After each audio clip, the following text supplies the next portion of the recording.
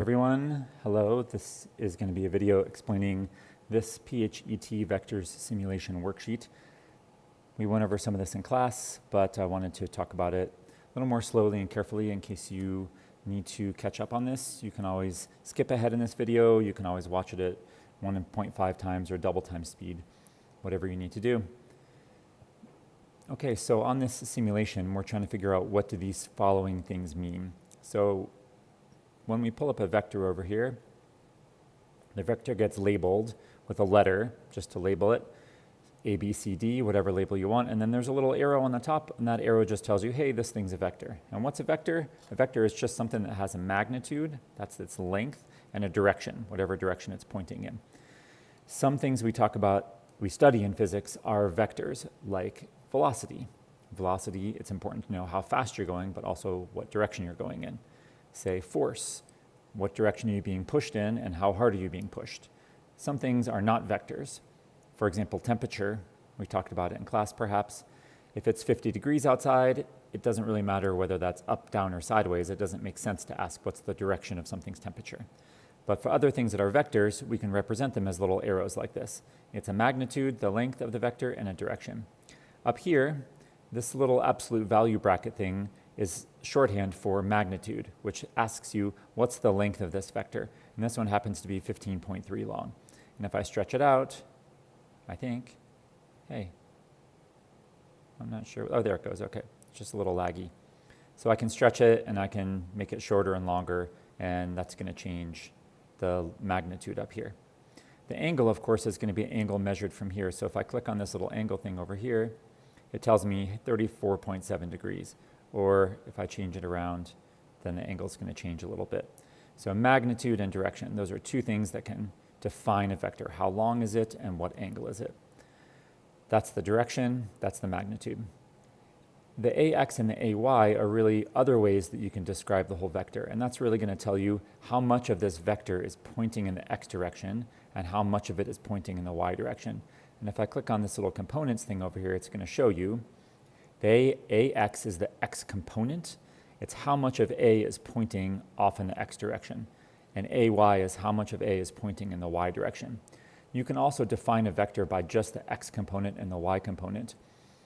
Or you can use the magnitude and the direction. Either one will define one unique vector that has one length and one direction associated with it. So back on the worksheet, this represents the magnitude. This represents the direction. This is the X component, or how much of the vector goes in the X direction. This is the Y component, or how much of the vector goes in the Y direction.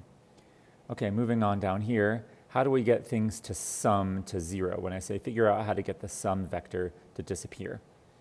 So coming back over to the simulation, I'm going to click off of these components and bring up another vector. And when I add two vectors together, see if I can move this A vector around. Boy, things are being very laggy for me. I can add two vectors together, and the easiest way to kind of visualize what's going on is if you do what's called the tip to tail method. So I've put the tip of this vector at the tail of the other vector. Now I can see if I go this way and then this way, the overall result when I click this sum up here is going to be a vector that goes up and to the right. And if I drag it around, I can place it just in the right spot, and you can really see what's happening right there. So there's my A vector, there's my B vector, and there's my sum vector, right? I don't actually have to line it up like a triangle, so I can move this over here, I can move this over here. I can still grab onto this B vector and change its direction and its magnitude, and it's going to affect the sum down there. It doesn't really matter where I put it, it's going to affect the sum. Now, how can I get the sum to be zero? Well, if I just keep playing around with it for a while here, I can eventually get that darker blue vector to disappear, which means that the sum is going to be zero. Almost got it. Almost got it. There it is. So now my sum vector has disappeared, which means when I add A plus B, I get 0 out of it. And you can see, of course, that's the case if I line these up. It makes a lot of sense. Whatever magnitude and direction I went this way, I'm taking away by going this way for the sum. So that's how I do that one. You can try it with 3 vectors also. So I'm just going to drag that one over there. I'm going to bring up a third vector, plop it over here. And now once again, I'm trying to get that sum vector to disappear. So I can just kind of play around with it, see what makes it longer, see what makes it shorter. Okay, that's not really working. And looks like it's got to go this way, almost. Okay, come on, laggy program. Looks like it's almost there. Catch up. Oh, just about. One more little block. There we go. Now A and B and C added together are going to be 0.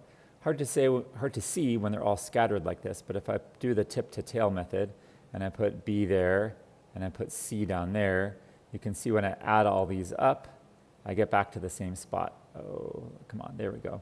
So let's say you're walking along and you walk this much in this direction, you walk this much in this direction, you walk this much in this direction, you're going to end up at 0 over here.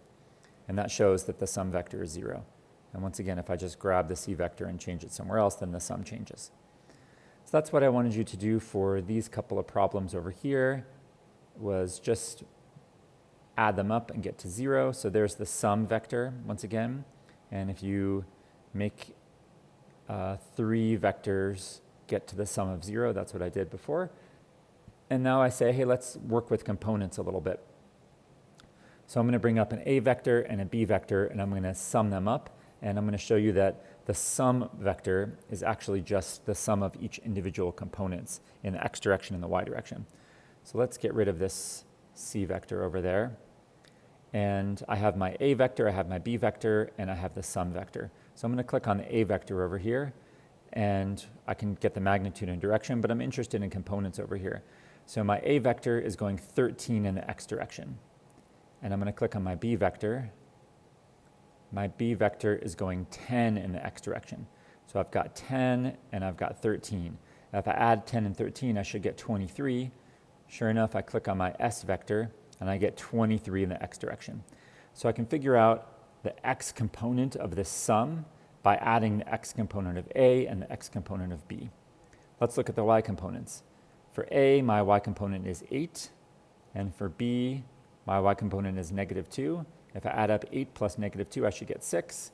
And there's my S vector, which has a magnitude of 6 in the y direction. Its y component is 6. So if I want to add up vectors, you can do it by adding up the components.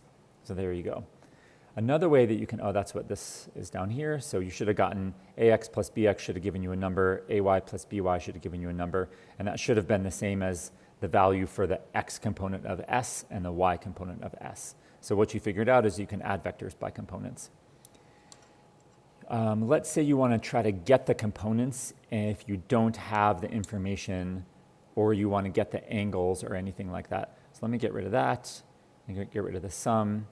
So if I wasn't using a computer program and I had an arrow of length of 15 and I knew its angle was 31, you can use sine and cosine to figure out this AX and this AY over here.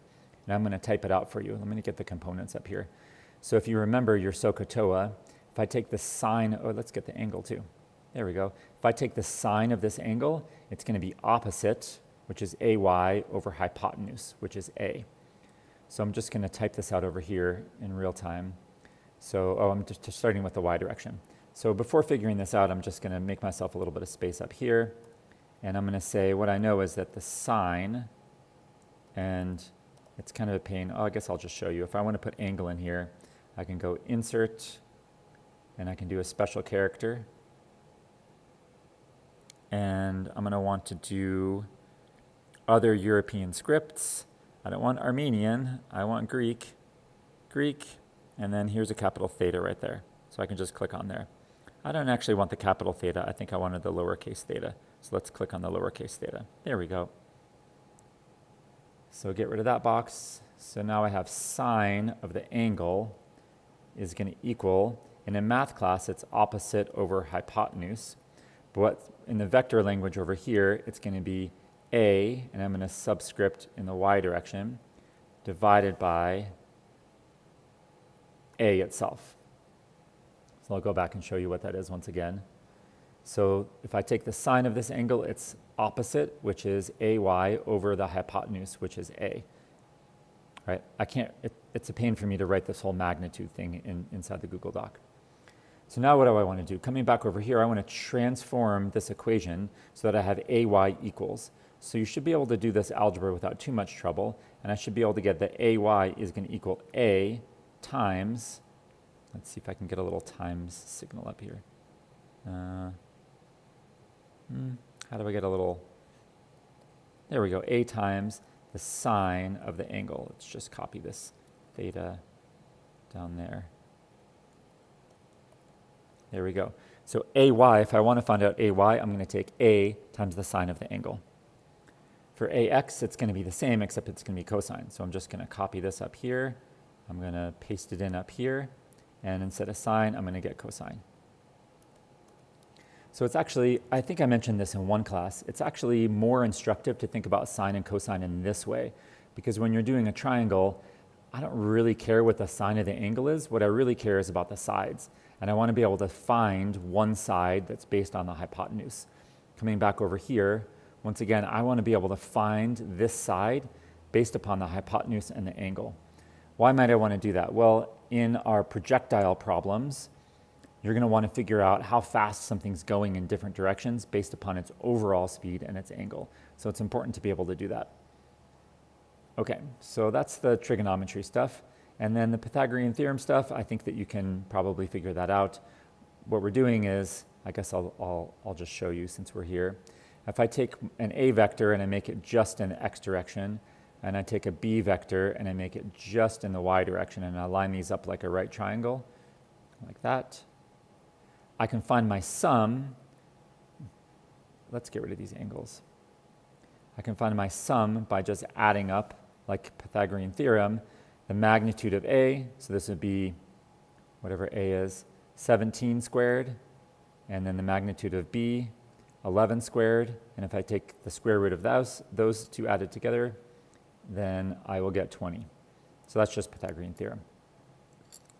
Okay, hopefully you got a little bit out of this video. I'm going to make one more about the other worksheet.